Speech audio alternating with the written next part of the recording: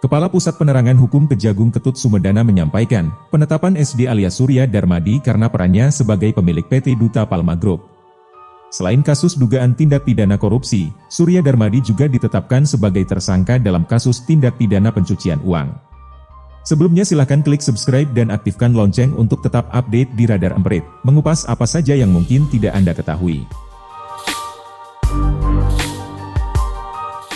Pemilik Darmes Agro Group.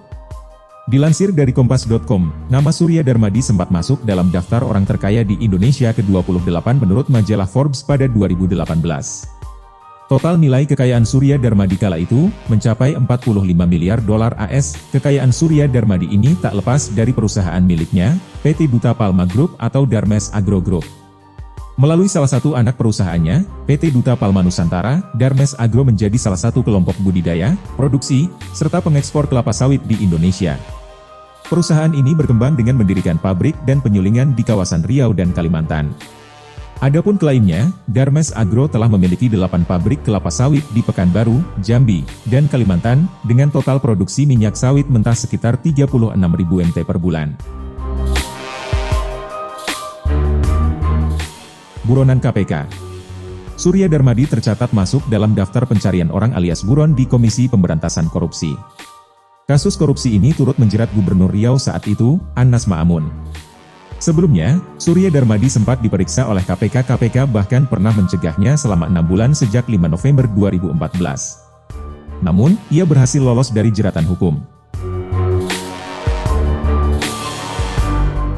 Mangkir 3 kali dari panggilan. KPK akan berkoordinasi dengan Kejagung terkait pemanggilan paksa Surya Darmadi. Buronan KPK sejak 3 tahun lalu ini telah mangkir 3 kali dari panggilan Kejagung, sehingga membuka peluang penjemputan paksa. Sementara itu, Jaksa Agung Sanitiar Burhanuddin mengatakan, PT Duta Palma milik Surya Darmadi mengelola lahan seluas 37.095 hektar secara tanpa hak dan melawan hukum.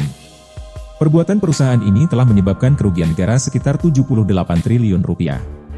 Adapun keuntungan dari perusahaan ini, menurut Burhanuddin, masih mengalir ke kantong Surya Darmadi yang menjadi buronan KPK. Kejagung sita aset dan blokir rekening Surya Darmadi.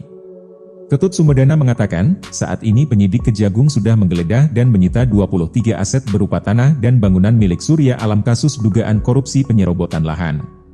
Dari 23 tanah dan bangunan yang disita, sebanyak 8 aset tanah merupakan lahan perkebunan sawit. Selain itu, penyidik Kejagung juga memblokir seluruh rekening operasional PT Duta Palma Group. Ketut menyebutkan, pemblokiran rekening tersebut dilakukan terhadap anak perusahaan PT Duta Palma Group. Namun, masih belum dijelaskan berapa nominal uang yang diblokir dalam rekening tersebut.